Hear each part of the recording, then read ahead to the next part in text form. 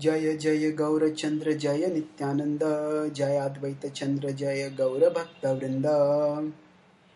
This is Chaitanya Charitamrita Madhya Lila 6.2.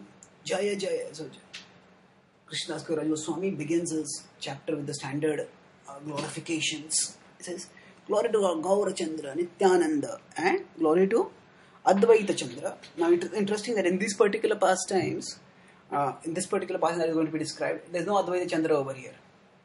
But Krishnadas Kaviraj Goswami, he is not considering specifically who are in this pastime. That he considers usually at in the first text of where he is offering the prayer, and in the last text where he is giving a summary lesson or he is giving a summary benediction, a Falashuti. But in general, he is considering those Vaishnavas, his gurus and other exalted Vaishnavas who have contributed to his life, whose blessing he wants, and which he seeks by glorifying them. And then, Avesha Chalila Prabhu Jagannatha Mandire, Jagannatha Dekhi Prema Haila Asthire. So, Avesha Chalila Prabhu. Avesha means overwhelmed by love, filled with ecstasy. Prabhu, Chaitanya Mahaprabhu, Jagannatha Mandire. He moved on. Now, the story had dropped off at the point where Chaitanya Mahaprabhu, being slightly displeased because of Nityananda Prabhu's breaking his danda, had said that, I don't want to go with you. The devotee said, you go ahead, we will follow you. So Chaitanya Mahaprabhu went very fast, and now he has come to Jagannath's temple, running ahead, desperately eager to behold the beautiful form of Jagannath. And then when he finally sees this, Jagannathe dekhi preme haila asthire. And Chaitanya Mahaprabhu was already filled with ecstasy, but when he saw Jagannath, he just became completely restless. And the ecstasy became even greater.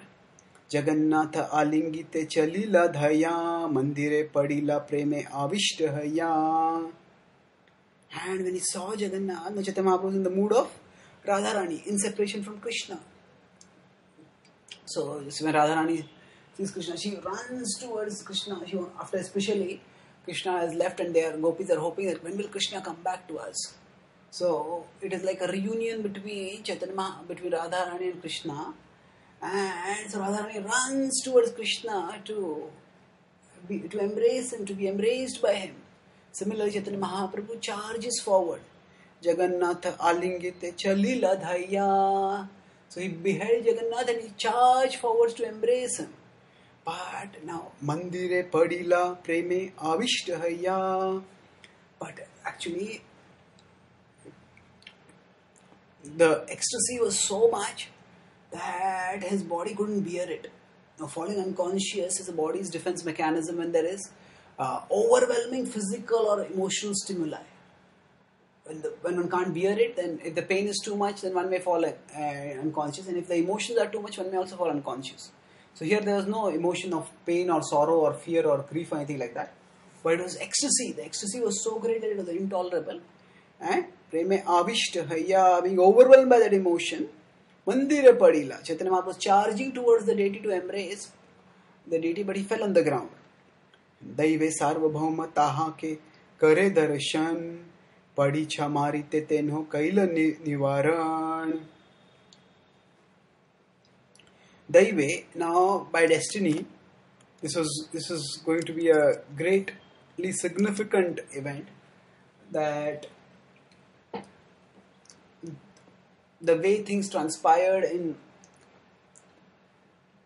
Puri could have been different if Sarvam Bhattacharya had not seen Chaitanya Mahaprabhu in this state of overwhelming ecstasy. Now this created a deep impression on him, and that made him very open to him, almost gave him like a protective mood towards Chaitanya Mahaprabhu, and that served Chaitanya Mahaprabhu very well later in relating with him in an appropriate way so that he could eventually convert him. So Daive. So it is by chance. Daiva can be called as chance, it can be called as destiny. It is ultimately Krishna. Daive sarvabhauma. So sarvam ka taha ke kare darshan. So Sarvabhauma, he was there in the temple at that time, and somebody comes charging into the temple, running and falls on the ground and falls unconscious. That was unusual. So he looked around and he saw Kare darshan. Padicha marite. Now there are guards in the temple, and the guards are there meant to maintain the order. So if somebody just comes running into the temple and falls on the ground, that person will disrupt the order of the temple, and there are other people might fall on that person. Basically, there's a place for offering obeisances. One doesn't fall on the ground anywhere in the temple. So they thought that this person is this person is a nuisance. So the guards were about to beat in order to get him to wake up and then to come to the senses.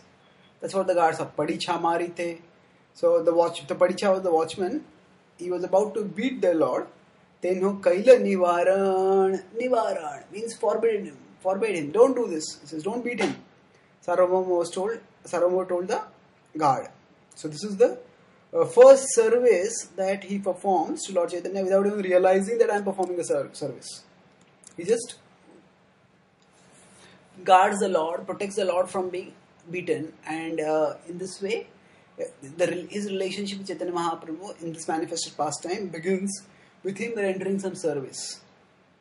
Prabhura saundaryara premera vikar dekhi sarvabhauma haila vismita apar. So now, Sarvabhauma Bhattacharya, why did he tell him to stop? He wanted to see who is this person. This person doesn't look like a person who's going to create disorder in the temple. He looks like a very cultured and great person. So he saw Prabhura Saundarya. What a beautiful person. Sometimes when people who create disorder, they're often disheveled. They look disorderly. But Chaitanya Mahaprabhu was extraordinarily beautiful. Prabhura Saundarya, Premera Vikar. And as he carefully observed Lord Chaitanya, he saw that his falling was not to create disruption, nor was it due to some attempt at imitation of advanced symptoms of ecstasy. It was actually a transformation of love. Premera Vikar. It was ecstasy produced because of his intense love for the Lord. Dekhi Sarvabhauma Haila Vismita Apar. Dekhi Sarvabhauma, when he saw this, Haila Vismita Apar, he was unlimitedly astonished by seeing this. It was no ordinary sight to see a person overwhelmed with such high grade of loving ecstasy. And that's why he was amazed. Who is this person? And he looks so young, he's so beautiful, and he has such authentic symptoms of divine loving ecstasy. Who is this person? So, Bahukshane Chaitanya nahe bhogera kala haila sarvabhauma mane tab upaya chintila. So, Bahukshane Chaitanya nahe. So, Chaitanya here refers not to Chaitanya Mahaprabhu, it refers to Chaitanya, consciousness. Bahukshane means for a long time Chaitanya Mahaprabhu was just lying there without coming back to consciousness. So as he was lying there, now the temple had to be closed. Bhogera kala haila. It is time for doing bhoga for the Lord. Normally when bhoga is to be done, the altar is closed. Now, Chaitanya Mahaprabhu had actually charged towards the sanctum sanctorum, towards the altar in order to embrace Jagannatha. And he had fallen very close to Jagannath. So the way he had fallen, closing the temple altar was going to be difficult. So Sarvabhauma mane tab upaya chintila. So he thought what Sarvabhauma started thinking in his mind. Chintila, he started contemplating upaya, solution, remedy. What can be done now? He started thinking. So this person has fallen unconscious, and the Lord's he cannot. We don't want to disturb him. At the same time, the Lord's schedule also cannot be disturbed. So Shishya Padicha Dwara Prabhu Nilavahaya Ghare Ani Pavitra Sthane Rakhila Shoyaya. So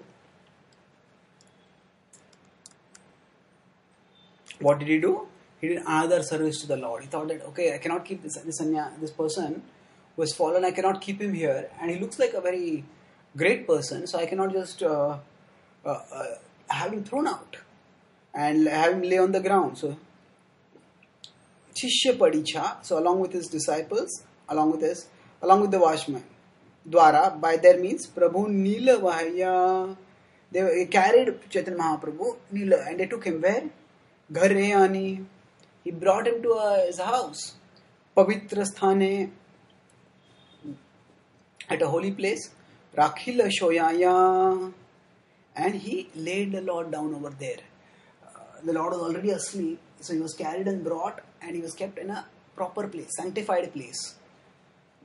The point is of conveying the sanctified place was that he saw that this is a special person, sannyasi, filled with great love, so he treated him with proper respect, and that respect was shown by laying him down on a pure place.